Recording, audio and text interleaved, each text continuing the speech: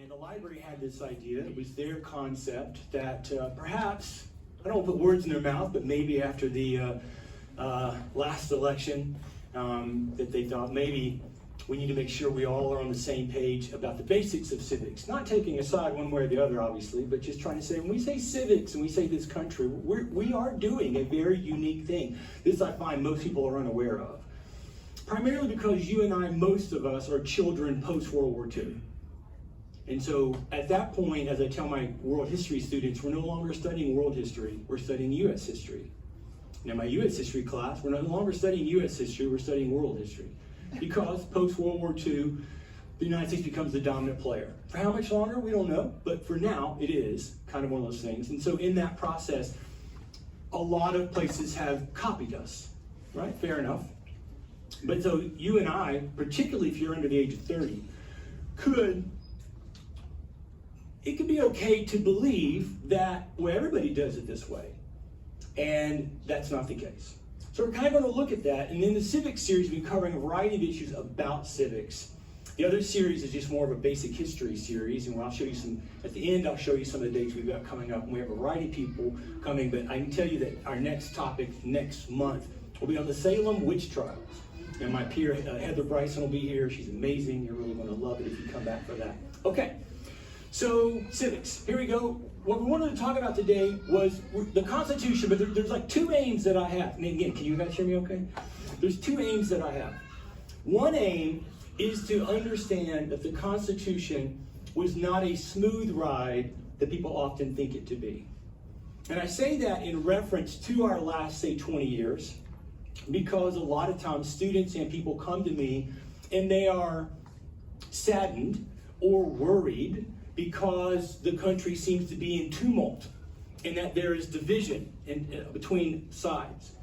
And while I agree, I prefer to be in smooth water rather than rough water, it's not a new thing for us in the United States.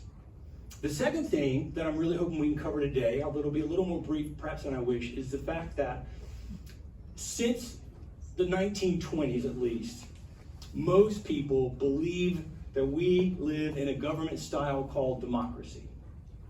And we're going to discuss that, and hopefully I will disabuse you of that concept and show you what the founders thought. All right, so here we go. So here's the story most of us know. Once upon a time, we had a bunch of brilliant people decide, man, we need to make some changes because England stinks. And so they picked on us, and we fought a war, and we were so noble. In the process, we actually then decided to create a government that would revolutionize the world, creating our own democracy, and we all lived happily ever after. And now, of course, it's all that group's fault that there's any trouble, whichever group you don't personally like. It's their fault. They're ruining everything. Nope, it's all a myth. Very few of those things are true. Some of the dates are true, but the other aspects are not true. So what we want to understand, particularly in reference point to the Constitution. So we looked at the Revolution 2 months ago. If you weren't here, I'll show you my YouTube channel at the end. And most of these talks that I give here are there. And or you can email me, say, hey, I'd like to see that one. I'll be happy to show it to you. In fact, I'll probably reference some other talks that we've done in the Citizen Civics series that may be of use to you today. So let's go all the way to the end. We do create a document. It is still around. So it's one of the longest lasting written documents by average people as a governing system. That's to our credit that that is the case. When we voted on it to ratify, we got it through. We had a system in place to get it through. It was tight, it was close, but we made it. We're going to come back to that, the fact that it was tight and close. It's harder to see. I don't know if you guys can see it very clear. We'll come back to this map again, but the blue is all the people who were supporting the Constitution, and the orange, or the yellow, is all the people who were opposed to the Constitution. As you may have heard in some of our recent elections, the actual geography voting for a certain place does not reflect the actual number of people living in a certain place. So it's a little tricky for us because there's times when we go, oh, look at the map, and we feel this should say something, but again, we typically are talking about the number of citizens where people live. All right, but so what this leads us to, what we're going to dig into is this question. Was this creation of a government, in essence, the culmination of creating the first nation that has this kind of document? Or, as the folks in orange would say, Was this a successful treasonous overthrow of everything we fought for in 1776? And as we dive in, I'm hastening to tell you that this is not an easy answer. This answer is not the one you think it is. I'm not saying that there is actually an answer. In fact, I'll go ahead and tell you it'll come down to your perspective. But what I want you to understand as we kind of go through this is that the answer you think is the obvious one, don't go there. And we want to kind of respect this, all the folks in orange, right? Because again, what I learned in 6th grade was, okay, maybe there's a few ne'er-do-wells who are causing problems, probably a bunch of nobodies. What you find out is that some of the rock stars of the Revolution, like Sam Adams, John Hancock, Patrick Henry, they're in the orange crowd. You're like, wait, what? What does that mean? What do I do with that? Well, let's see why. So we want to go and find out what actually splits the founding brothers. That's Joe Ellis's phrase. These guys who are creating this document. Because one would imagine they'd all be on the same side, but they're not on the same side. And there's a whole other session we should give, which we may at some point in the future, about what happened under Washington's administration. Again, in our rosy glassed looking backwards, we often go, well, of course it was great then, but when this certain loser's the president, no wonder everything's terrible. Oh no, they were within a year, they were at each other's throats. And they were at each other's throats largely because of the question that I posed previously. And what does that mean to us when we say we've created this document? Okay, so that's kind of what we would kind of walk our way through. So let's back up. Short version, and we did a series on this. What do we learn from the colonial days? The colonies come eventually, there's a variety of different ones. They eventually congeal into 13 while they're kind of making their motion forward into the 1700s. England and France are involved, in a war with each other, and they're struggling. England wins, quote unquote, though they'll still have some more tensions to go. The American Revolutionary War, the French Revolutionary Wars are all a continuation of this thing I call the Second 100 Years' War. But when England wins, as you know, they end up in debt. So that, of course, leads to the Revolution, which we covered last time in the Civics series. What can we learn from the Revolution relative to civics? And so they wrestled around. This is kind of an interesting point here that I think, again, it's stressed, some things I've already said before, is that when you think of what the Revolution was about, ultimately, I think the evidence is clear that it was about who's in control. All the other things we talk about, taxes, freedom, representation, that was really not central to the issue. Now, I stress that for you because think about what we're going to talk about today, a governing document. So ultimately, in the presence or the aspect of digging into a governing document, we're asking who's in charge. If you'll think about every of our major domestic issues today, the ones that bug you, ultimately what's being asked? Who gets to make the decision on this? And you and I may agree or disagree, but that's where the tension lies. Who gets to make the call? By the way, the concern about that question of control becomes exacerbated when I think I live in a democracy. We'll come back to that later, okay? Remember also, we were rebelling against the most liberal country in the world. If you were going back in Doc Brown's DeLorean and you were going to land somewhere in the 1700s and you said to Doc as he's driving, well, just take me to the place where I as a citizen can have the most freedoms, he's taking you to England, including you ladies. There's nowhere else he's taking you. And we said, that ain't good enough. Okay. But again, we can't think of it in the mythology that we're often told of we're the good guys doing liberal-minded things, and England was the oppressive, evil guys trying to somehow do some thing of dictatorial despotism. Not true at all. Right? That, by the way, tells you, if you think sometimes in our politics and in our governance, all sides are using a lot of propaganda to convince you and me what we should think about events that are happening. That's an old thing. So the story we know is kind of built by some propaganda. Paul Revere was among the best at this. We win, but when we, from 76 to 81, they were not thinking about governance.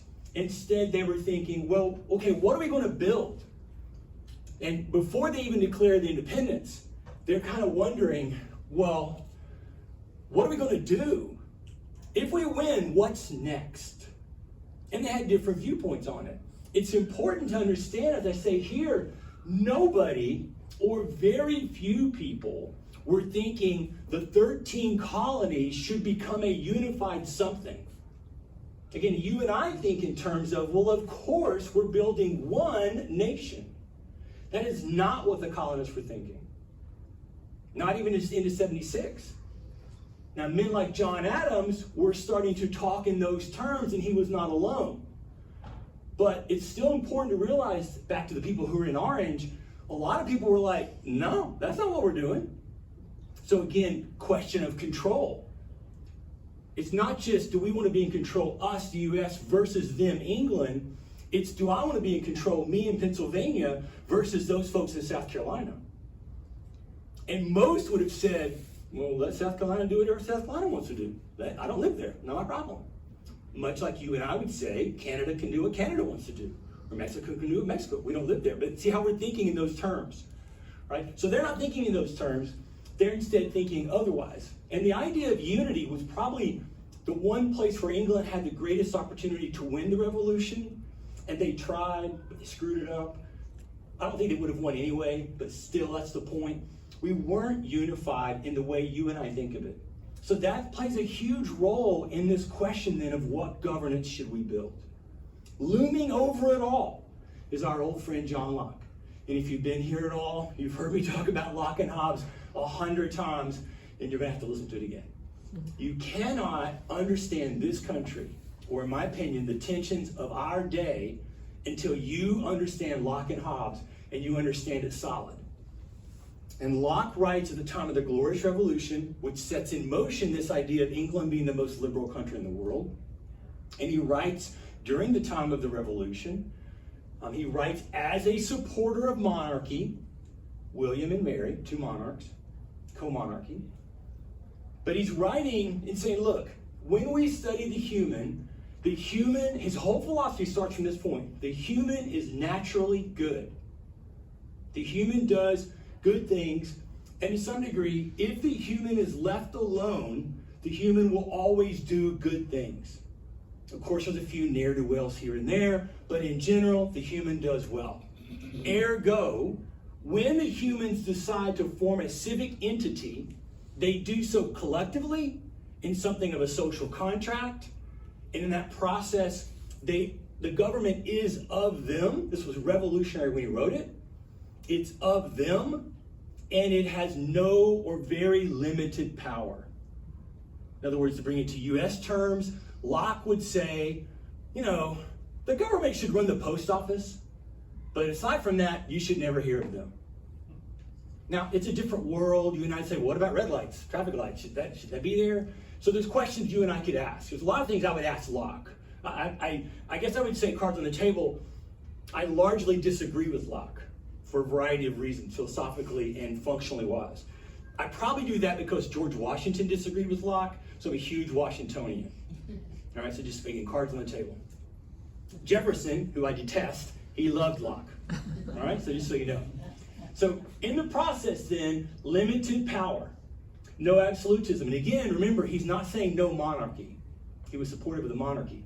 So then this plays out for you and me and for our founders in a variety of ways. The Declaration is absolutely a Lockean document, and the Articles take its lead from the Declaration. Now again, remind yourself, the Declaration is not a governing document. This is one of the big flaws in our country today. Is a lot of times you'll hear people talking about something that they deem important, about some civic decision that's been made, either local, state, or federal, and they'll rush to the Declaration as kind of the evidence of their truth, which philosophically is fine, but they almost always mean it in kind of government practice. The government should have made this law because of that in the Declaration. Nope. The Declaration has nothing to do with our government. It only sets out kind of an aspirational position, which most of us could critique, particularly Jefferson, on his hypocrisy for the things he wrote. So it's aspirational, which is great, but not governmental. So they're going to write this, and they're going to say, we want to do this. Now, one of the key aspects then for our founders coming from Locke is this idea of government close to the people. Now, as a person who's not a gun owner, who's never been in a personal fight in my entire life, fist-wise, I struggle with this because I don't want to admit what it is. But what they meant was, when I elect you as my representative, I know where you live, so that you then operate as the representative in some sense of fear, because I know where you live. And they meant it that way. And when you look at the revolution, to really be controversial and bug some of you, the Sons of Liberty were a terrorist organization. They used terror to accomplish a political end, which is what a terrorist organization does. And if you've never seen this kind of played out, in kind of, I remember going one time to Colonial Williamsburg when they used to have like actors doing things. And they did a scene around kind of freedom of speech at one of the taverns that's there, and I don't have time to get into it. And it was chilling. Initially, the crowd were all eating popcorn. Oh, it's kind of fun. Come on, kids, take a look. And we're watching it, and it is just actors, but as they were acting it out, there was a sense in which a hush kind of fell over all the crowd, because you realize the debate being made about an issue of free speech and the action that the good guys were going to do to this gentleman who they disagree with. It was terrifying in one sense, right? But that's what they mean. Government should not be far away. So think about you and me. We're down here in Orlando. What are we, 14, 15 hours by car from DC? The founders would say to you and me, we are far away from government. The whole reason Tallahassee is the state capital is because when we became a state, population was only at the top. So it was equidistant between St. Augustine and Pensacola, roughly speaking. That's the whole reason. And if they were redesigning, you say, hey, here's Florida, they would immediately move it to Gainesville or maybe to Orlando itself because of being equidistant. Because in their minds, the government should be close to the people. This is a big, big deal for them. Does that make sense? Again, in my classes, I'd rather you stop me, interrupt me, raise a question, than me get to the end of my lecture. So just so you know, you're not going to bug me if you say, wait, I don't get that. Because I want to make sure I don't lose you in the process. Because I think this is lost for most of us. Most of us never think this way. I personally never write any of my legislatures and going, I know where you live. Seems a little extreme to me, and we'll probably get a knock on the door from the FBI. I would say rightfully. But then I have to say, well, gosh, maybe I have a different worldview than the founders did relative to the fears of government, that kind of thing. Remind yourself we're talking about control also. Okay, so they try. They go right at it. Literally the ink's barely dry on the Declaration, and there's a committee formed led by John Dickinson, which, if you remember your revolutionary story, you've been here with me, he was on the no revolution side. He was the one who made the great speech against Adams before Adams spoke in 76 to get the people to vote, yes, we will, inside Philadelphia. But he decided, I'm here, I live here, I want to stay. So he was made chair of the committee. He's from Pennsylvania, so he and he and Ben Franklin were close. And Franklin had initially proposed a type of government. Now, he had actually proposed stuff back in the 1750s, which we'll come back to. So he lays out an idea. Dickinson and his committee go to work, and they create our first document of governance. It was called the Articles of Confederation. You should immediately go, wait, that third word, I've heard that before. And then that illuminates for you a lot of what was going on in 1860. We'll leave that alone for now. We may come back later on another day. All right? What was it? Again, think of who Locke is. Don't judge it by reading it from the Constitution. Read it from Locke. So what are we doing? Well, we're going to have a league of friendship. We're going to kind of work together. It's going to be for the common defense, security. What are the states? Sovereign and independent. Basically, think of the EU today. That's what they're thinking about. Again, this is not a fault. This is by design. We need to keep that in our minds as we go. The national government, there's no executive, no judicial. Obviously there's no executive. We just fought a revolution against the monarch. Why would we put a single leader back in anywhere in the system? So they didn't. No ability to levy taxes, regulate commerce. How did it go? Not great. Which is to me, not a damning statement about the United States. It's a damning statement about Locke and his philosophy. Because again, what's the premise? Everybody's good. So if everybody's good, then when you know that you're supposed to pay your taxes as a state, well, of course you'll do that. You'll naturally just do that. In other words, in Locke's world, we wouldn't need an IRS. You'd get a letter from the government saying, we got some bills. You need to just contribute something. And the expectation would be, as a good citizen in Locke's mind, you'll all pony up 10, 20, 30% of all your money as often as you're asked for the betterment of all. George Washington, particularly Valley Forge, as he often liked to remind Jefferson, was like, that's not how humans work. I'm sorry. Some may, and some of you may be very giving people who give to a lot of charities. But on the main, most of us don't. I mean, even religious people who are supposedly, in a relationship spiritually, and they're supposed to give some amount, 10, 15%. And the national average, according to some of the pollsters, is religious people. So these people who are like really serious, they go to church and stuff, or they go to mosque or temple. 2%. Right? 2%. So, Locke's ideas are working out here. Now, the argument could be made and was made, we just haven't really got our stride yet. And that's fair enough, right? But the problem was that by the time you get to 85, 86, the country is nearing bankruptcy. We have Adams and Jefferson are in Europe, and they're writing letters going, we're in trouble because nobody wants to give us loans. Nobody wants to give us any money. We have no good reputation. New York and New Jersey were close to going to war over who controlled navigation on the Hudson. And they were unwilling to sort of split it. Who controlled the ferries going back and forth? Who got to regulate that? They were close to war.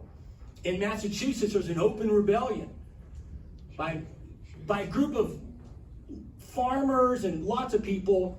It gets connected to a former veteran of the Revolutionary War, Daniel Shays, but he just sort of becomes the famous guy. He doesn't lead it. So people are like, wow, this is a problem. Or is it? So what do we do? Now I want you to think about it for a second. We're trying to go to Mars. We're talking about it all the time. Imagine you had the wherewithal or the insight or the ability to be chosen to be in a colonial group, not set by the United States government, but by Amazon or by Starbucks or by some church or by Jeff Bezos. What kind of government are you going to set up? Imagine I put you in groups right now, 3 or 4 or 5. Give you 20 minutes. Do you think 4 or 5, you're with 4 or 5 strangers? Do you think, maybe I gave you a week. Some of you could, but can you see how tricky it would be for the 4 or 5 of you to come up with an agreed upon set of principles? And as John Adams liked to say, it has to run its course of years to see if it works. It's not a video game. We don't get to hit a save state, try it out, and then back up and try again with something different. So the challenge is there. So there's that many of these men thinking about it. Now, again, I love John Adams, I love Franklin, so you hear a lot about them from me, but there's lots of people, men and women, who are contemplating this question. So they're not on a rocket ship to Mars, they're living right there at that moment, and now with a blank slate, you get to build something. What do you want to build? How would you design government? Would you have a chief executive at your place on Mars? Would you have a collection of 3, like some groups have done, or 2, like the Romans, or maybe a group of 5? Would you even have an executive? Would you have a single Congress? Is everybody getting to make decisions, or representatives making decisions? Are you going to have every decision made by that group, or only some decisions made by that group? Are you going to have a judiciary? Most governments and most societies did not have a judiciary. Or if they did, it was a judiciary connected to the religious group. Are you going to let religious groups be there? Are you going to be a religious group? These are tough questions, aren't they? Now, most of you could tell you, well, here's what I think. Well, great. Problem is, you're not building a colony of one. So John was somebody, because of the way his life worked out as a lawyer and being in Boston, became embroiled in, as a young man, the events around the Stamp Act. Began examining. Both as a lawyer, I want to know better English common law, and then as somebody in the mix, I want to know, well, what should we do? And so this leads him to becoming one of our chief leaders. I say he is the foremost. Fans of Madison say Madison's ahead of Adams, but let's just say Madison and Adams are the leading thinkers in terms of this question of governance. And so in 1776, he started putting things on paper, as he often liked to do, like to think by writing, and he will ultimately write this called Thoughts on Government. And when he did, he was asked by William Hooper from North Carolina, hey, help me write a constitution for my state. So he does, not the constitutional part, but just ideas. And in writing these ideas, John was in the process by which he was explaining this is what I think is important. All right, so his key ideas that he's putting on paper are that the government is aimed at peace, order, and safety. The government must be planned. We have to always stay aware of power. Lord Acton's famous statement, power is seductive. Some of you have been on HOA committees and not been the person in charge. And you know the answer. He is correct. Some of you have been in church groups or been at the Little League or been with some other organization where there's a group of individuals who are now responsible. And you've seen this in action. Not everybody's this way, but you've seen this in action. I've seen this in action. I've seen it in myself. Power is seductive. So we have to be aware of it. Meaning, if you're going to give any amount of decision making to this body, you better not give it all to the same person, because power is an issue. So how do you fix that? Well, you split it up. You mix it. You divide it. So then for Adams, what that means is you end up with the Roman version of government called the Republic. We'll come back to this more in a second. Adams, in his investigation, said, when I look at the world, and of course he hadn't looked at the whole world, but I think he's not far off. He said there's like 3 different types or groupings of when you see governance. And if you study African history, if you study North American history, pre-Europeans, you study Asian history, certainly if you study European history, you see this. And that is, you have some decisions, not many, but we're going to make the decisions in the whole. Small tribes often had that going for them. Some places, the rich and powerful, almost always men, form an aristocracy. And some places just put all of it into the rule of one, right? Adams said we have to take aspects of these 3 to combine to a 4th option, which in his mind the Romans had already done, which, as I'll show you, he's right. So that's what he's aiming for. That's what he thinks in his thoughts on governance, right? It's not a democracy because for Adams, and as I'll show you in a second, he says it this way, which is somewhat demeaning to democracy, which I don't know if it's necessarily fair to say it that way. In a republic, Adams stresses. In a mixed government, Adams stresses. Decision making is not governed by humans, it's governed by the law. That's what he's going with. Whereas where the mass decides, we won't even use the word democracy, in a setting where the group decides, then every decision is made by them collectively. Ergo, the humans are making the decision. Now again, I think he's a little off base there because democracies or groups or your HOA can ultimately make a law, and then there you go. You can't put those bushes on that front yard. And that's the decision. So it's like a law. Can't use that color of paint. So it is decided. I think what Adams is really aiming at is that in a republic, once a law is passed, it's very difficult to change, whereas in a setting where the collective decides, 2 weeks later somebody can come to the group and go, hey, that color thing? I want to do this color. And the whole decision has to be engaged on again, because it's not a law, it's just a decision of the group. Okay? Does that make sense for everybody? Okay, so split it up. By the way, one of the places where Adams will get in trouble is that he did not think there should be a single assembly, but there should be 2 assemblies in which you kind of have average people in one part and quote-unquote elite people in another part. And this will ultimately get him in trouble, which we don't have time to get into that. And a separate judiciary. Crucial to have. In fact, he's probably the only thinker at this time, up to Madison. So Madison is still in college at this point, or he's just finished college. Who says there needs to be an independent judiciary. That they're not connected to other parts of the government. Okay? Now, he gets all this coming from history. This kind of his student. He was not alone, as I already told you this. So briefly, let me backtrack for you and me and kind of walk us back. What is he looking at? I've showed you this before. If you've been here before, you've probably seen me say this. That my way of saying, sort of what Adam just said, when you look at human history, government ultimately can be summarized in the majority of times as what I call the power pyramid. So that in most cases, there's a single power at the top of the group. Then there's often, because of wealth and or family connection, a small, tiny group of people who can sometimes influence the decision maker. And then there's everybody else. That is the normative state of human society from when we have our first history from Egypt, Mesopotamia, the Indus River, and the Yalu River to our current day. Like it, don't like it, that's who we are as a people. And it's interesting because then you say, well, what are the types? And I like to think of it this way. Usually it's this kind of a setting. It's usually the strong man or the rich man who ends up doing it. And ladies, it is almost always a man.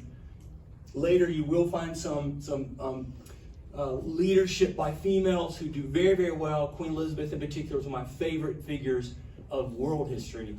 But in general, it is a man, so I put male intentionally up there. And I put here, through the 20th century, it's true, again, in the main, once World War II happens, you see more and more places walking away from their monarchy. And if you paid attention at all to the coronation of Charles III recently, you heard them talking about a group of people, citizens of Britain, who are like, we need to stop this for a lot of reasons. And there are still monarchs here and there. However, I would suggest that if you pay attention closely to societies, often what you hear in the churn, never said out loud because it sounds too provocative, but in the churn, what you hear is, I wish we had this, a single leader making all the decisions. My stomach always turns when I hear people, and we've heard it a lot for the past 20 years, saying, why can't the president just make that decision on his own? And when you hear that, even if you're not afraid of it, you should say, oh, what I just asked for is this picture here. I want the power pyramid where a dude at the top makes the decisions independently of anybody else.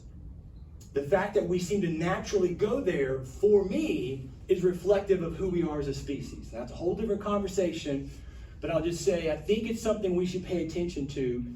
And perhaps we can be a little more patient when we go into other countries who have never had government of the people, and we're asking them to do it, and realize maybe it's going to take a little longer than we think, right? But there are two oddballs. You know them, Athens and Rome. These two oddball groups in the latter part of the BC era tried something different. They had the power pyramid. They tried something different. There's no evidence that they ever were in collusion with each other or in conversation with each other or actually had any awareness of each other till 200 or 300 years later. They may have, but we don't have any evidence of this.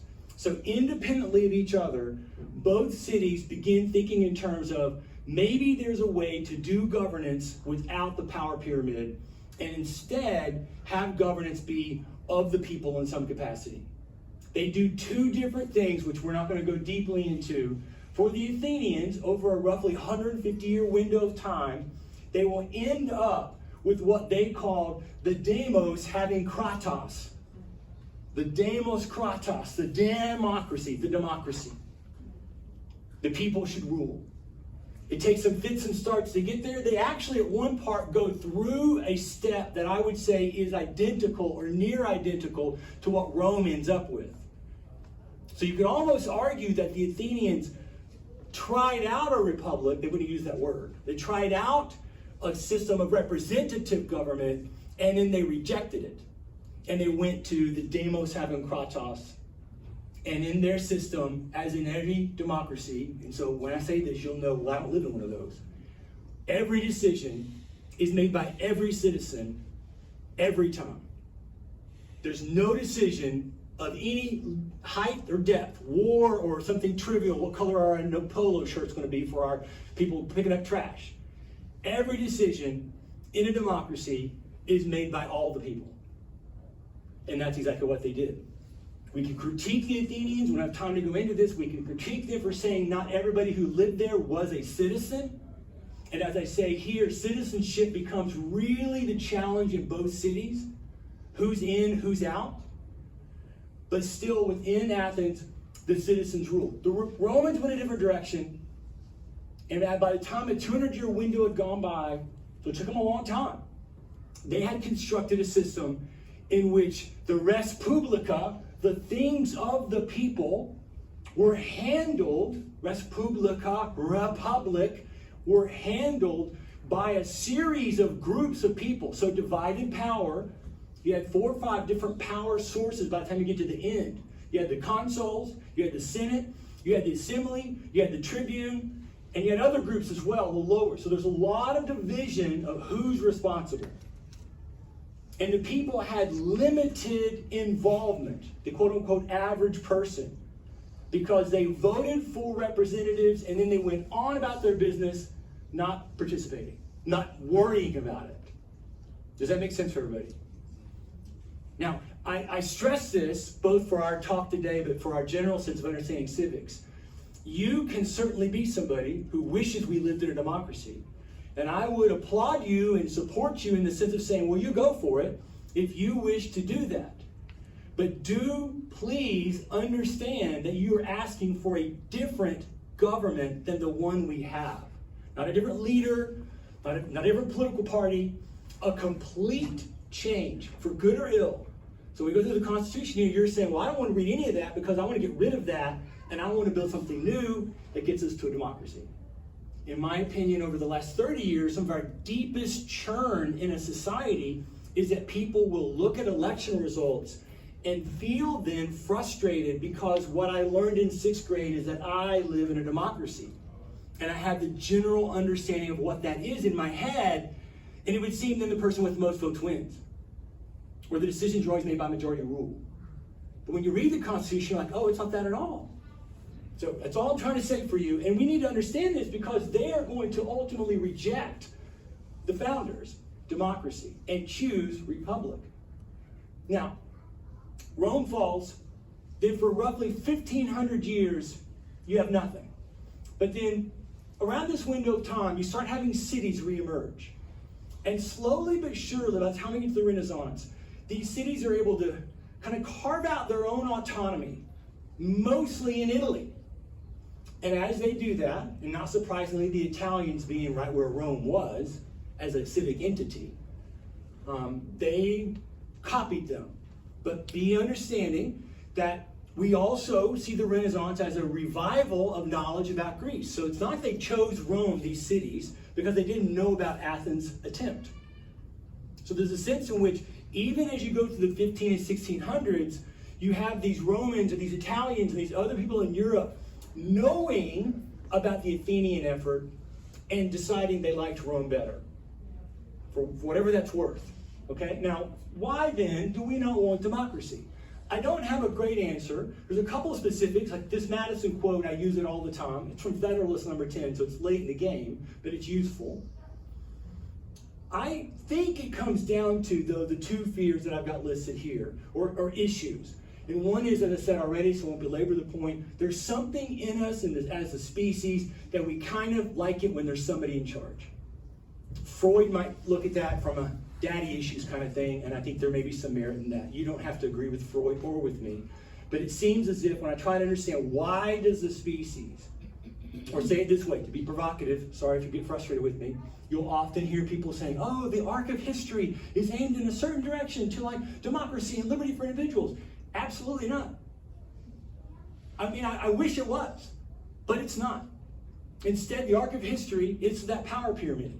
And what we try to do, again, I want to stress this like I did at the beginning, we are these weirdos who say, no, no, no, we can put decision-making power in the collective group.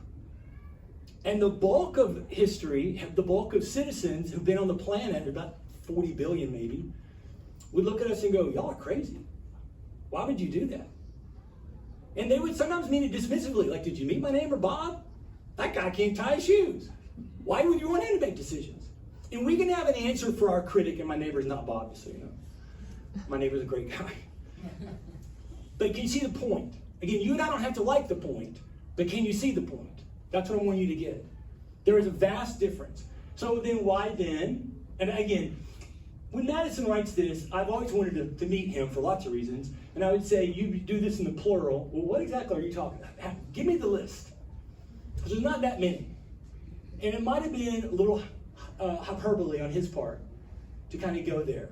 But he's kind of making this point of, look, if you turn the majority loose, see, democracy is what you could call the majority unleashed.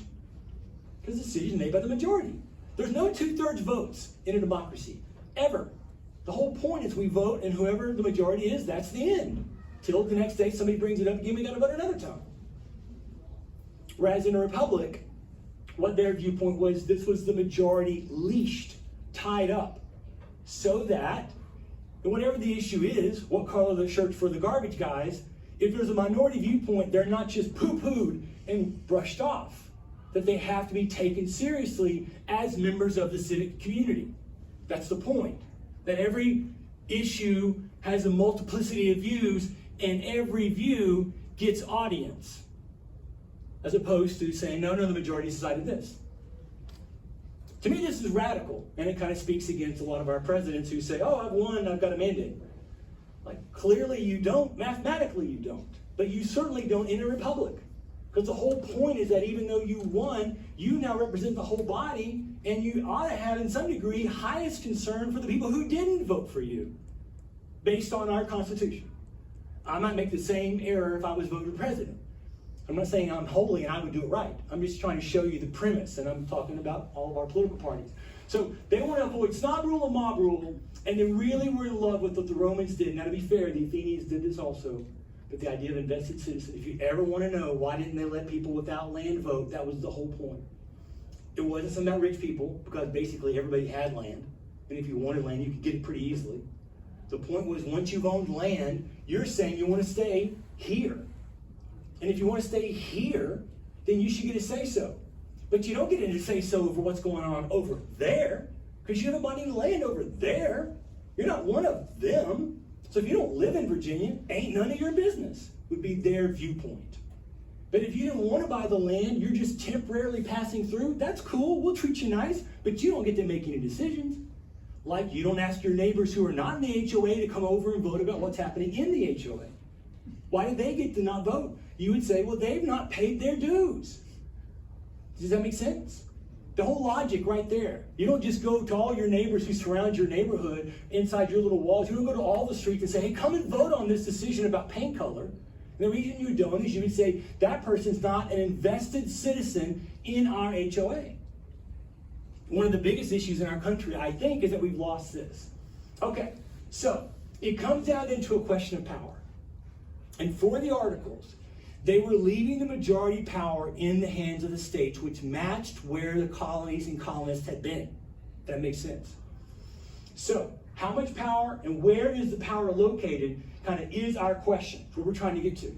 Now, this brings in Madison and Hamilton. They're not alone, but as you get to 84, 85, 86, particularly as more issues are rising, this young group of leaders begin to rise up. And they say, from their sector, hey, things look problematic. Things aren't all that great. We need to change things. Madison was a member of Congress in the Articles of Confederation Congress. Often they could not make decisions because they had no quorum. I'm not sure if you understand that premise, but basically, if there's an elected group, a certain number of them need to be there based on a certain set of rules you can apply for the group. And if that number of people aren't there, then you can't say the decision has any merit. So there's no reason to meet. And there'd be months on end where Congress was supposed to be meeting, and they didn't meet because they had no quorum. So in other words, people were not really devoted to the national government. They were devoted to the state government. They weren't paying their taxes. There was no interest. As a matter of fact, we got to fix this. Now, what this means then, back to the question of power, is they're asking for our boy Hobbes. Hobbes writes before Locke. Locke and Hobbes have to be understood together. For Hobbes, the human, nice way to say it, is broken. The human has issues. The human really is corrupted. And they're broken so that they will fight with each other. And they'll fight over a whole bunch of issues. And predominantly, the brokenness for Hobbes is this, that they're self-focused. I stress to my students, don't use the word selfish, because that's a moral word, and all of us know that we're not selfish, and we train our kids not to be selfish, and only really terrible people are selfish. So we kind of are able to skip past Hobbes. And I would say instead, use self-focused. And then you realize, oh wait, yeah, I am self-focused. I do want to get for me, and sometimes me and my family. And there's a variety of examples I could give you. Doesn't mean you're evil, by the way. I don't think it's quite fair to say Hobbes said the human is evil. But Hobbes said the human is broken. He's got these settings. And I think, well, that's probably not true. But Hobbes is definitely saying, this is how I find the human. So because of that, we need the human to be guided. Guided by whom? Well, by this creature here. This idea of this giant over the land, what he called the Leviathan, taking a biblical word for it. And the bottom line is, he wants more power in the central government in order to put the people into a state of fear or awe, A-W-E. If you're in that state, Hobbes is theorizing, you won't fulfill your natural desires. If my natural desires are, I want that thing you have, and I'm just bigger than you, and I'm going to take it from you, in my brain I'm going to go, oh, wait, that's illegal. I don't care about that. I could get in trouble. The Leviathan and the forces representing the Leviathan can come and get me. Oh, I don't want that. So I will self-restrain. But not because I love my neighbor, and I forget her, I just want her thing. Can you see the picture, what Hobbes is painting? Now, I think both Locke and Hobbes can be set up in kind of a continuum, and I think it's unfair to both Locke and Hobbes to suggest that they meant it in kind of a total only Locke, only Hobbes setting. And so think of playing a video game and you get to move the lever. Where would you place the lever in your colony on Mars between Locke and Hobbes? How much power are you giving to the central government? If you're giving them a little, like the Articles of Confederation, you're with Locke. If you're moving to the Constitution, you're with Hobbes. If you really think there should be like a monarch or some other strong person who really makes all the decisions, you really think our president should be issuing executive order after executive order, then you're really with Hobbes. And that's okay, just own it. So this is where Madison is pushing. Now Madison, to be fair to Madison, he would say, no, I'm not, I don't want that. He would consider himself a good Lockean. But certainly the Articles is a Lockean document, and he is resolutely moving away from the Articles. He wants to bring government into the central power so that you can solve the problems that are clearly there in his mind. So he's able to convince the Article leaders to have a meeting in Annapolis. Now it was supposed to be about trade and fixing the economic failure. Remember, they were near bankruptcy. But when he gets there, first of all, only like 5 states come with him. Again, no quorum. So he's like, we're going to do something else. And so they called for a national convention to occur in Philadelphia in May of 1787. Now, the moment this gets out, opponents are infuriated. And again, these are some of the rock stars of the revolution. And they're noting what they're doing. And what they're doing, what they say they're doing, is accurate in the sense of they're calling for more power. So, basically, we're trying to figure out what are the motives to annihilate the independence and sovereignty of the 13 distinct states. Because again, what did we fight for? We fought for control. Control of what? Control of our own destiny. For whom? For us in Pennsylvania. And you in Massachusetts. And you in Georgia. And so go be independent. That's what they would have said they were trying to do. This right here is Mercy Otis Warren. She's really good friends with John Adams and Abigail Adams. And she was really intense about her opposition. It's so intense in the country, Rhode Island says, we're not coming. So all of a sudden you're kind of down a state. Some people get there, North Carolina famously, and most of their representatives leave. They start off with about 60, at the end only 39 sign. Because people are like, I'm not doing this. The accusations of treason flew quickly around. The only thing that shielded them was this. Madison convinced Washington, I need you to come. Washington was like, I ain't coming. And he's like, you need to. And one of the things he appealed to was Washington was not egotistical, but he had a real deep concern about his own reputation. And so he's like, you know the thing you fought for? The freedom of our country, the winning of the revolution? It's all about to come crashing down. Now, Carl would say, I don't think that's true. But Madison's able to convince Washington, and Washington in his own letters before this is saying he's concerned about the direction of the country, that there's a problem. So Madison correctly appeals to him. He comes, the group immediately makes him the president of the convention. He basically says nothing the whole time. He just sits up there, and his aura kind of eeps out over everybody. And so when somebody like Sam Adams or Mercy Otis Warren would say, treason, everybody else would say, George Washington. And so kind of blocked the accusations, right? But they did things in secret, which if you've ever been in a group leadership, you know that. You have conversations privately before you let it all out, so there's not too much consternation. But to the opponents, this was a huge red flag in the process. So Madison goes to work, and he is successfully able to kind of get where he wants to go. First thing he's able to convince them is we're going to dump the articles. This was shocking to most, and this was the thing that first led people to leave. Because they came saying, we're going to fix this. And Madison's like, no, you can't fix this. We need to change this. And he wins the day. So again, a lot of people leave. When they leave, now it's easier for Madison to get what he wants to get. He doesn't get everything he wanted. He wanted the government to have a veto, basically. So you can think about some of our modern day consternation issues that have occurred where certain states have done certain things just in the past 12 months. In Madison's world, the government, I guess arguably the president, but the government would have had the ability to just quickly say, nope, can't do that, and veto. And again, think in terms of where we are at this moment, 1787. Think what we've talked about as the history of the colonies, and think what the articles were like and where the power lay.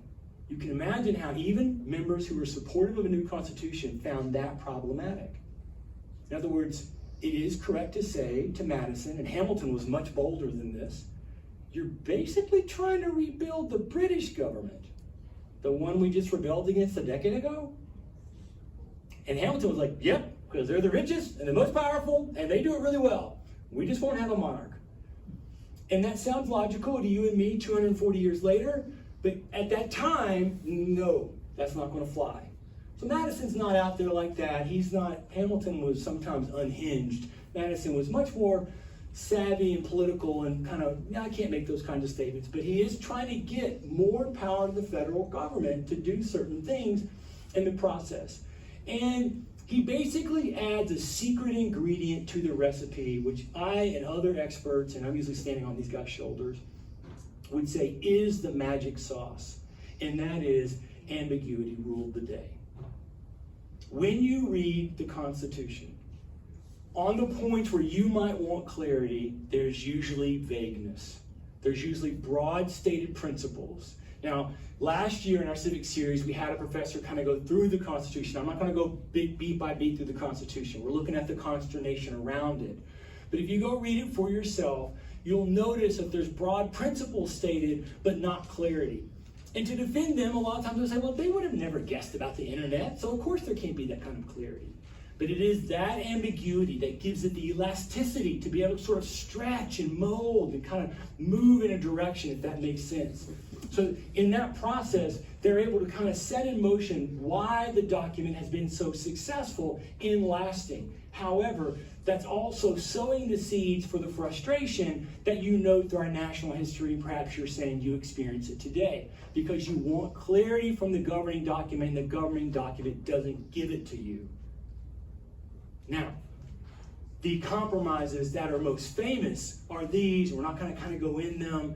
They're all really big, kind of walk their way through it. You've all heard of them, the Great Compromise, the Three-Fifths Compromise. You may not have heard of the slave trade, or sometimes it's called the sectional compromise, but it's about who's going to control remember New York and New Jersey were at war over who's going to do commerce on the Hudson. Who controls that? Well, they're going to decide neither New York or New Jersey. We are, the federal government's going to. But there's two that really stand out to me in making the point, both about the kind of consternation they're struggling with and the fact that they're not choosing a democracy. So the first one is, once they do this, the Great Compromise, we'll have two houses. That's what Adams would have wanted, right? Initially they were appointing, Madison wanted one, and again the compromise became two because of the argument about big and small states. Once you do that, well, who are we putting in those spots? What are those spots? So that is how we're going to choose what we eventually, you and I know, to call the representatives in the House and the senators in the Senate. How are we going to do that? And so first they choose in a nod to democracy. It's the one place where, and there were some founders who were leaning, Franklin was one you could argue leaned more to democracy than say Adams or Madison. Jefferson becomes somebody that you kind of can feel like, I think he's kind of leaning towards democracy. So in a nod to democracy, the people get to decide. They make it so that the House of Representatives is voted on by all the people of the district. So everybody who's a citizen gets to vote. No restrictions. Well, that's great. And it's every 2 years. Why? So that there is quick turnover. So the people, if they are unhappy with their person, can have quick redress 2 years later. It's meant to be very quick, intentional. All the rest were not meant to be quick. But for the Senate, instead of going to democracy, they wanted to give a nod to the states. Again, where are we? 1787. Who's dominated each of the 13 states? Why is Rhode Island not there? Because I'm afraid you're taking our power away from us. Right? So we want to give a nod to you by having you choose who the senators are. And the senators were meant, they're not this today, were meant to be like an ambassador from the state as an entity. So again, think of Europe. And now one of those states sends somebody to the United States who's going to speak to us. Well, sometimes the prime minister, like England's prime minister, is just here, but we have an ambassador from, England, Great Britain, who's over here all the time. And so if they want to talk to us, the ambassador talks to us. Does that make sense? The viewpoint of the founders was that had nothing to do with the people. However, in the magic of what the founders were doing, go back to that concept I told you about government should be close to you.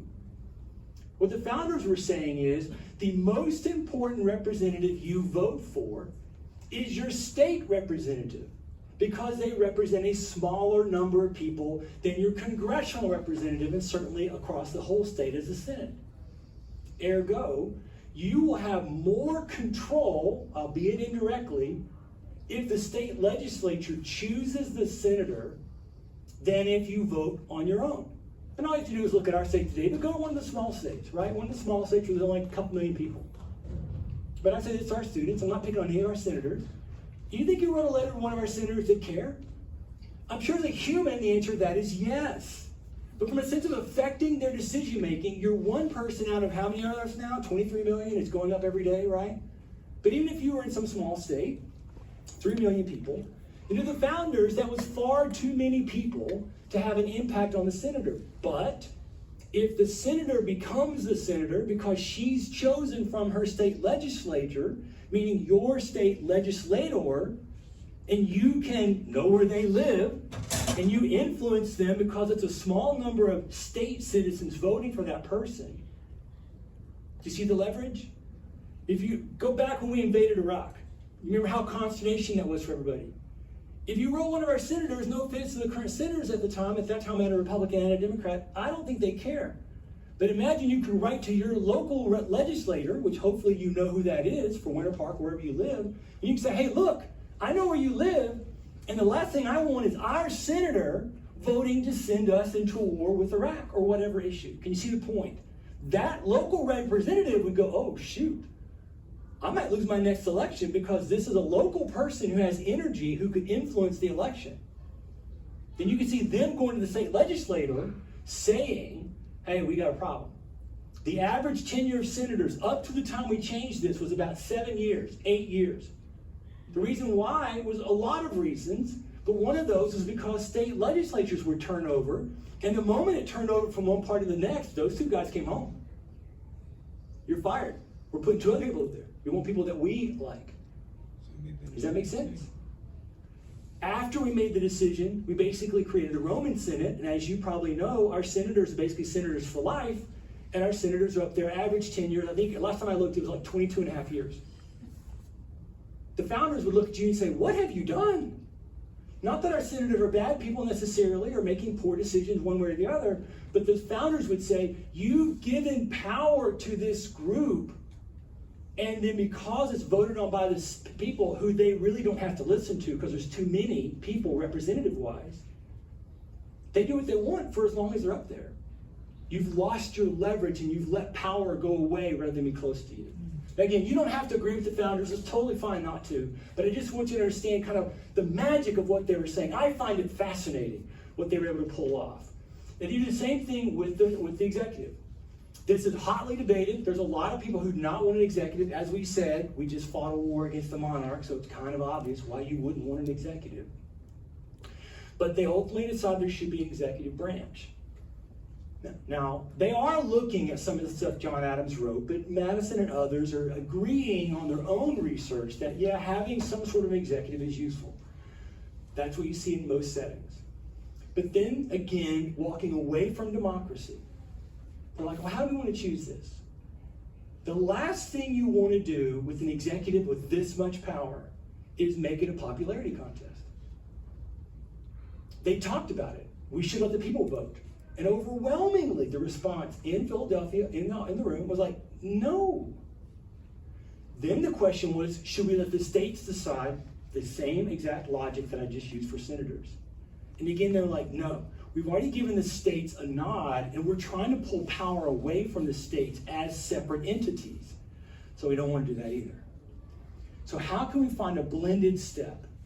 And their logic, when I think of the Electoral College, I'm often drawn back to the first Star Wars when Obi-Wan is describing a lightsaber to Luke Skywalker. He says, well, it's a far more elegant weapon for a more civilized age. When you hear people attacking our Electoral College, to Carl, that is someone who doesn't understand the Constitution. There's reasons to disagree with it, I think. Primarily because the logic that they were setting up, I think Hobbes would suggest to us, that's not going to work out like you think. Their logic was basically, you citizens of this state, pick your best and brightest, who would be largely independent, to go and make a decision as to who should be the leader. And that group can pick whoever they want. If I'm a representative, if I'm chosen to the Electoral College and I think Oprah should be the president, I'm voting for Oprah. I'm not asking Oprah. I don't care if she wants it. That's who I'm voting for. And if she gets the most votes and I can convince other people to vote for Oprah, she's the president. For the founders, at all of our representative levels, but certainly at the presidential level, the person who wanted to be in the office was the person you would never put in the office. You wanted somebody who, now again, that falls apart immediately because John Adams and Thomas Jefferson wanted to be in the office. And I love Adams, and it doesn't matter that I don't like Jefferson. I think they're just reflecting human nature of thinking how much they personally invested, which is fair, and that I want to have the opportunity. So again, I do critique the Electoral College on the sense of the founders' viewpoint, I think doesn't work in human nature. And then, of course, by the time we get to the 1820s and we have the growth of political parties, as we've talked about before in here, it all becomes locked in. It's not as bad as it is today, and you still have electors operating by their own independent decision-making, but increasingly, by the time you got past the Civil War, it was pretty much a blank slate of you're chosen because you're with this party, and you will vote for our candidate regardless. So it kind of goes out the window. So criticism and critics of the Electoral College saying it no longer serves its purpose or is ineffective in its purpose, that I would personally agree with. But the magic of what they were thinking still holds, for me, a useful thing for us to be reminded. Like it, don't like it, the main point is that they were trying to separate decision-making away from the people and from the states. And technically what it says is the state legislatures can choose by how the electors will be chosen. So they could make it an open election, or if they wanted to make, literally, they could decide, we're going to have an arm wrestling contest. And you get to sign up if you want to be in the arm wrestling contest and say, I'm arm wrestling for this candidate. And if you win, all of our electoral votes goes to that candidate. I'm sure if some state crazy, Florida, decided to do something like that, the Supreme Court would get involved in it. And if the Supreme Court was honest to the Constitution, they'd say, that's constitutional. Meaning we wouldn't even have a vote, we wouldn't have to waste our time, it would all come down to the arm wrestling contest, and who had the strongest guy win, they get all of our electoral votes. That's what the Constitution says. It says the state gets to decide. Again, for a century, we pretty much just made it follow up to the public election. Now, if in your mind you're thinking, wait, Carl, can you tell us more about the senators or the presidential vote, which changes over time? The answer to that is no right now, because it's a whole different conversation. But that is the next question one would ask. Well, how did we get there? And I am thinking that we may do a session in our Civics series that kind of looks at the movement that begins post-Civil War, that kind of raises this for us. But for now, let's just kind of push on and kind of see. Now, over in, while he's there, Franklin is in the sessions, right? So Franklin didn't say a lot. He's really old at this point. It's one of his last moves as a leader. And Franklin, of course, as you know, if we had pictures of everything, every big thing we did, Franklin was there. Franklin, as much as I love Adams and I respect Washington, in one sense, the country's founder is Franklin. And he's everywhere. So he says, well, wait a minute. What is the problem here? What is the issue? And he'd been in the conversation throughout the whole time, listening. So he writes a speech that is delivered for him because he's too old to speak it out loud. And he says, I've got some concerns. And this is, I think, one of the most important things Franklin wrote, and I love looking at this. So just take a second to glance at this. He's like, look, I know I'm old, which in one sense means you could have just let me write the Constitution and it would be the best thing ever. However, I'm also mature enough to doubt my own judgment, and I'm going to listen to others. So actually, I think it comes near to perfection, as it does. But he's worried. He says, here's the problem. I know a lot of you are frustrated. That's what compromise does. You didn't win. You won somewhat. And you're annoyed because something else won that either you didn't think about or you think is harmful. Now here's where we have a challenge, he says. If we leave this room and we go out there, sort of modernizing it, and start chirping about all the things we're unhappy with, it's going to lead our critics into winning the election. In other words, the men in the room were very well aware that there was a growing movement opposing what they were doing. And it was not certain that it would pass all their work later. So they're like, this is a problem. And if you go out there and start bad-mouthing it as somebody whose name's on it about the things you lost, you're going to undercut where we go. And so I think this is really brilliant when we worry a lot about unity in our country, which we should, because it's been a number one issue on everybody's mind from the beginning, that unity is difficult to hold and a challenge to us in a multicultural setting. And we were multicultural from the beginning.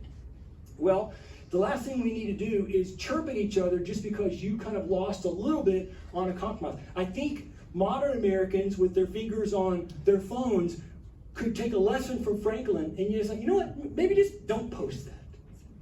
Maybe doubt your own opinion just a little bit and just let it rest. But then this, I think, is important for us. I think it speaks to this day, and I'll just mention it. I think it's going to work, but for a number of course of years. But it will end in despotism, as other forms have done before it, when, not somebody takes over, when the people become so corrupted as to need despotic government. Why? Because they're incapable of any other kind. What the founders believed deeply was that there had to be a sense of morality inside, usually thinking of natural law, though for some they're thinking of religious ideas, that then in a Lockean kind of way would alert you to your own responsibility to the whole. And Franklin is suggesting we could be in trouble when not we get bad leadership, not when we do anything other than become corrupted. And it's interesting, if you read some of Adams' letters at this time, he's writing letters from Paris. And there's a whole course of conversation that he's having with a variety of people who are saying already they're concerned about our love of wealth and money. So it's a whole interesting thing. Now, it gets signed, it works, they're able to go, and now they got to do it. There we back to our signing. Well, what did Adams and Jefferson think? So they're over there, they're writing each other. Jefferson's in Paris, Adams is in London. They're writing each other, having a conversation. They're getting news from people. People are telling them about different things. And eventually, they are going to find themselves in a setting where they start getting copies. And so they're writing each other. And as you can see, in general, the first thing that jumped out to Adams was that there was no Declaration of Rights. Now, in the late 1770s, Adams had basically on his own created the Massachusetts Constitution. It was when he was home from Paris trying to be a diplomat. And his friends in Massachusetts were like, hey, we're writing our own state constitution, can you help us? So he basically wrote the thing himself. And when you read the Massachusetts Constitution, which is still in existence today, it actually is the longest lasting continuous constitution, not the United States, Massachusetts. It starts off with a preamble and goes straight into a Declaration of Rights. And there's a long list of rights that are included in the Massachusetts Constitution. So Adams sees this. Adams often gets criticized as being somebody who wanted despotic government, who really wanted to pursue monarchy. Not a chance. Not a chance. And instead, he's before others saying, hey, we're missing a statement of rights. Now, we're going to explain why Madison didn't do that. And so he's kind of thinking this. He loved the fact that it was mixed. He's like, that's a good thing. That's a good thing. But this is a problem. You can see he writes Jefferson saying this. Jefferson agrees. And he's writing Madison directly. He's going, dude. He has this long letter, and he says, there's a lot of stuff that's great. And then you get to in the middle, and he's like, what I do not like. First, the admission of a Bill of Rights. He's like, are you kidding me? We have to have this stated. Then he goes on and says, the second problem is that you have an executive who has no limitations. There's no limit to how many times he can be elected. And because the executive is in control of the military, it would be really hard pressed to get a person out if they want to stay in. Now, you and I know today, it's a little, I'm trying to think, when was the last, I don't remember if we've ever had a president, except Washington, lead our army onto battle. And he didn't do that as the president. Eisenhower. Yeah, he did it. Yeah, exactly. Yeah, Eisenhower. Thank you. But anyway, the point is, while we may not like some of our presidents, and you may think one of them is scary or grasping for power, Carl, at least, has not seen any one of them somehow in that setting where Jefferson is very fearful. But in the 1780s, that was a very possible thing. Person would just lead into power. And he doesn't know he's saying this right now, but what he's really saying is, God, I hope Hamilton doesn't become president. Because that's what he's thinking. That's where he's kind of going. Now, this is interesting here because Adams and Jefferson had different fears. Adams actually thought the president needed to be stronger. He wanted the president to have a 6-year term that could be repeated. He wanted to have more direct power over the decision-making of Congress. And he says this, well, you, Jefferson, are afraid of the one. I am afraid of the few. You are apprehensive of monarchy. I of aristocracy. And what's really interesting is as the years go by and we get to his vice presidency and the presidency and a lot of political stuff that happens, another charge that's often made against Adams is that he was supportive of aristocracy. So clearly he's not supportive of aristocracy. He wants to remove power. But at the same time, for Adams, he acknowledged that there would always be a sense of an elite within a system. That's a whole different conversation, so I probably shouldn't have said that. I don't want to go any further in that. But so, in general terms for you and me, our two founders, Adams and Jefferson, two major guys, are not there. But they write back and they're like, I'm basically happy. Right? So Adams writes, and he's like, I confess I hope to hear of its adoption by all the states. He kind of echoes Franklin. He's like, look, it's a result of accommodation and compromise, so then it cannot be supposed perfectly to coincide with any one's idea of perfection. Exactly what Franklin said. Jefferson writes to Madison. Both these letters are kind of publicized because of the importance of the two men. Well, if the will of the majority approve the proposed, I shall concur in it cheerfully. That's how I wrote it with EAR.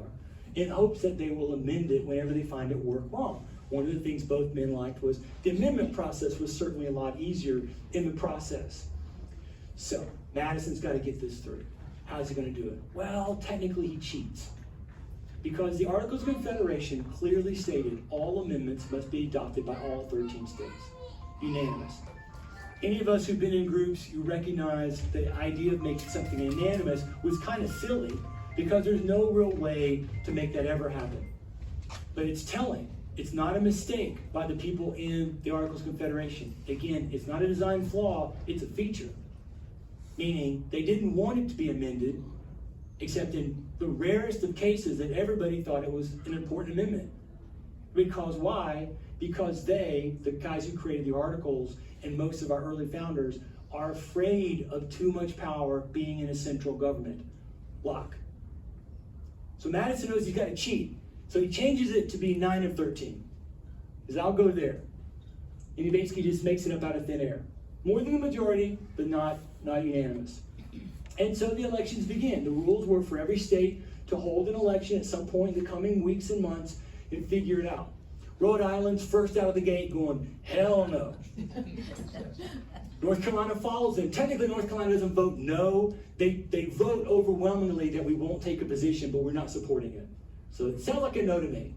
So they're 0-2. But at the same time, Delaware, New Jersey, Georgia quickly jump in, and then big Pennsylvania, Connecticut over 2-1. So it's 5-2. So we're off to a good start. But we have some problems, obviously. And as it comes out, in New York and Virginia, so again, it's not, as you know, no offense to all the other states, it's not an equal group of 13 states.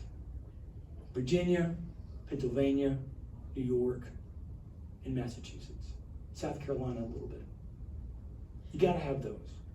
If everybody voted yes, but New York and Virginia votes no, well, you can't go forward. So you're in this spot where you've got to get these guys. And the opponents are quick on the trigger. They've already been out there writing, saying this thing is problematic. This thing is a mess. And so Madison, Hamilton, and John Jay decide they will take to the papers to write. There's no agreed upon amount, and yes, if you've seen the play Hamilton, Hamilton kind of goes buck wild and just gets crazy and writes a whole bunch of stuff, which is great. Madison's are arguably more important, they're more famous to us, and they're trying to answer the opposition. The opposition is equally in the papers, you just never hear about them, one, because they lose. But they're writing. They're also not as coordinated. Madison and Hamilton coordinate. They're like, we need to write this, let's write about these different topics. Okay, so they're thinking very intentionally in the process. I'm going to back up for just a second. It is interesting at this point that they're borrowing this name. So this idea of Federalists, they've kind of put their cards on the table. They've really redefined the word to mean blended power. So not only is the power in the federal government divided into these 4 arenas, it's important for you to understand, the Senate and the House are meant to be in competition with each other. That's why in the document, specific things are given to the 2 groups. Why is the House responsible for the budget? That's the one place the people vote directly. So the people's money should be controlled by the people's representatives. I get so frustrated every time I hear anybody or the president himself saying he's got to write the budget. No, you aren't supposed to write the budget. I'm still waiting on us to elect a president who knows the Constitution to say, quit asking me about the budget. It's the House's job. Meanwhile, other things are in the Senate. Yes, they're supposed to eventually get together and work it out. That idea of working it out was meant to be combative, was meant to be for them to argue with each other. Why? Again, remember, majority leashed. We want to get very few things done and get them done slowly, which for some of us, including Carl, sometimes you go, dadgummit, why can't we just make a decision? And what Carl's saying when he says that is you really wish you were in a monarchy or a dictatorship or something where somebody could make snap decisions. And our founders were like, no. Now, they might not want to take as long as we take, and I don't think they would appreciate 95,000 word laws, but the premise is 4 areas of division of power: an executive, a House, a Senate, and a judiciary. That's their idea. But then they add a 5th level by saying the state still has some independent control. Remember, what Madison wanted was for there to be nothing with the states. The federal government could veto. The people who wrote the Constitution go, no, Madison, we don't want to do that. We're going to leave some power and decision-making in the state. So you have a 5-level kind of division of our governing process. So the opposition picks on this, and Madison makes what I think is one of the most brilliant statements and articles that he can make about how will this lead to our unity. It sounds like it's leading to our division. And Madison's like, no, no, no, no, no. And I think he's foreshadowing where Buckminster Fuller goes in architecture with the concept of tensegrity, tension and integrity. And the best way you think of it is think of a spider web. A spider web has unity of its structure when it's pulling in opposite directions. And you've all been out there in the woods, most of you, like I have, and sometimes you're playing around with the spider, and what do? You take off half of its connectors. And what happens to the beautiful web? It just goes from this to kind of laying here limply. So Madison's arguing the fact that we won't all agree on every function is actually to a strength of holding us together. Well, that, by the way, does not win the support of the Anti-Federalists. The Anti-Federalists, liberty is their key word. They keep arguing, this is taking away our liberty. This is taking away our liberty. This is a danger to us all. It's ruining everything. And they were not afraid to say loudly where they wanted to go and how they were going to attack. And Mrs. Warren is one of the ones who's most out there in the front. They're basically saying, look, give it time. It's only been 5 years. Give it a chance. And all these issues you're concerned about, we can work our way through. We don't need to throw the whole thing out and go walk over to where Hobbes is. And so you see that in her writing. She talks about it's giving immediate aristocratic tyranny, soon must terminate the most uncontrolled despotism. There's no security. There's no rights of conscience. There's no liberty of the press. The judiciary has no defined limits. If you've ever read the Constitution, you know they have a really long section for the president, a rather long section for the Congress.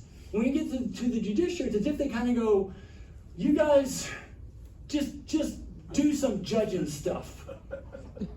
How many members on the Supreme Court? Well, we don't know. What should they decide? Are they doing murder cases in D.C.? What are they doing? Well, we don't know.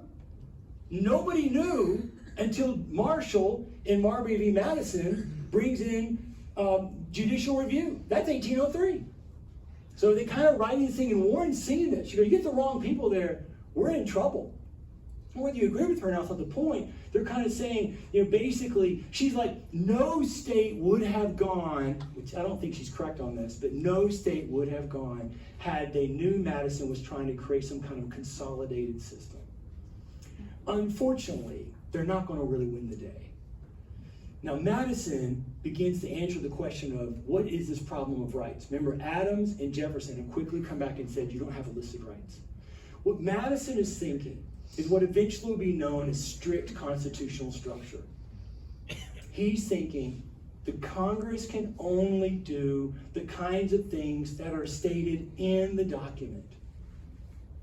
That's what he thinks. And so there's nothing in the document that says Congress can make a law about free speech. Ergo, they can make no law about free speech. So you don't need it stated that they can make no law about free speech because they couldn't make a law about free speech to begin with.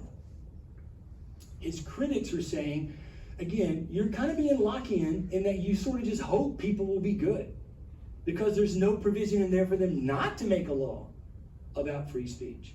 Hamilton agrees with him. He's like, look, this is really just listing the powers of government. And so everything not listed, well, that's not going to make people happy.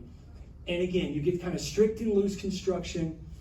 What the threat is that Article 1, Section 8 says Congress shall do a bunch of things. And at the end it says, and whatever is necessary and proper.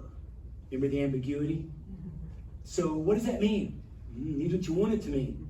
And once Washington's administration starts, not Washington, but members of his administration, like Hamilton, will take that to mean we can do anything unless it's prohibited in the document.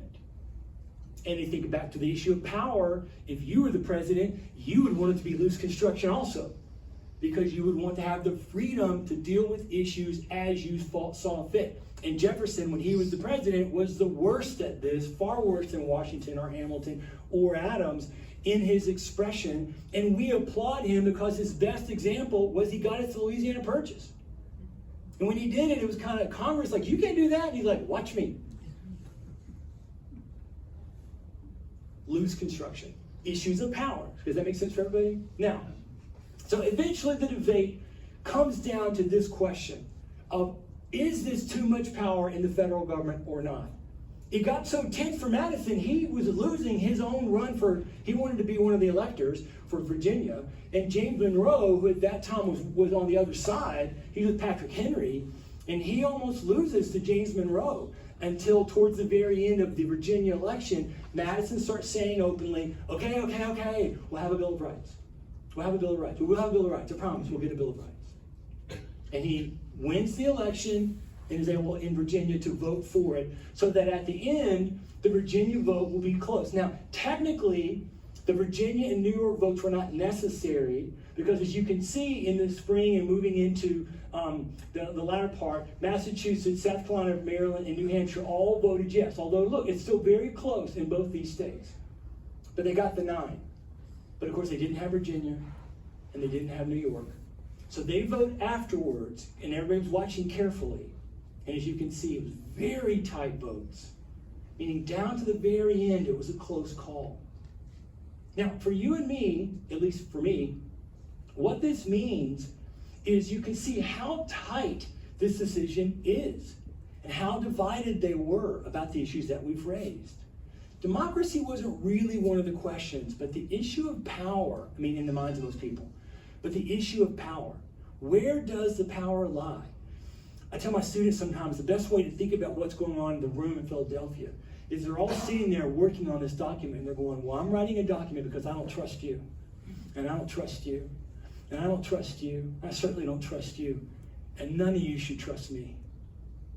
Now we got to have a governing system that settles for that. And that's kind of where they will ultimately go. And it works out to some degree. They'll vote.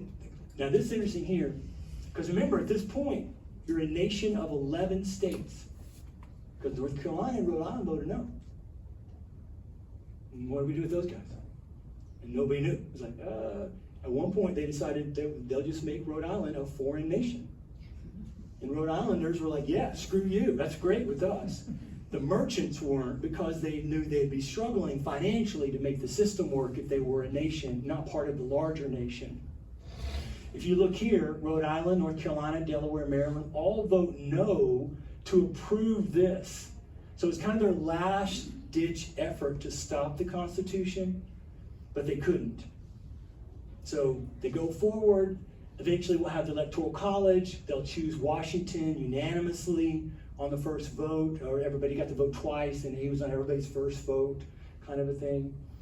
The issue of Bill of Rights will remain a concern. Eventually they will do this. They'll kind of move in, and the Bill of Rights. There's a longer story here, which we don't have time to get into. But what's curious as I kind of close here, back to the issue of power, look at number 9 and number 10. The two of the famous quote-unquote Bill of Rights that nobody knows.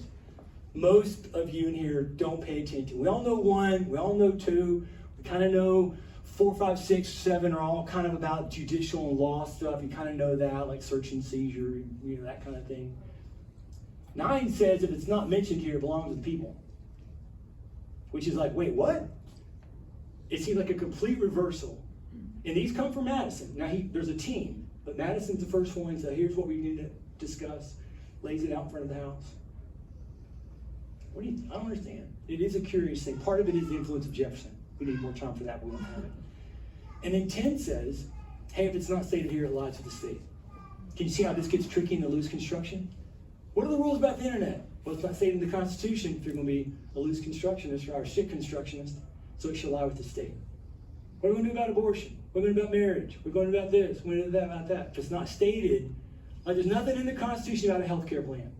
And you and I would say, well, of course not. Right? But if you want to be picky, there's nothing in there. Ergo, 10th Amendment lies with the state. This is where Jefferson will begin the process of informing and defending secession as a natural outcome. Because we entered it as an independent state, we should be able to leave as an independent state if we wish. Why 10th Amendment? Other reasons, but that's kind of where Jefferson's going. I think this is a good place to stop. But let me just say, this is a question you need to be considering then. When you talk about the founders, who are you talking about? They're 2 different groups. They have 2 different ideologies. One's pushing Locke, one's pushing Hobbes. They're 2 different concepts. Maybe we're strong because we have both groups. But that's the question that you're kind of looking at. Who really is the founders? Or if you want to go to Locke and Hobbes, is it Locke or is it Hobbes? Who guides us?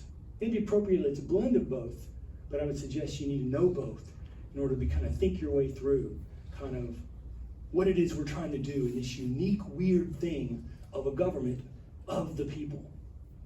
With that, I will stop and entertain if you have any questions here at the end of our session.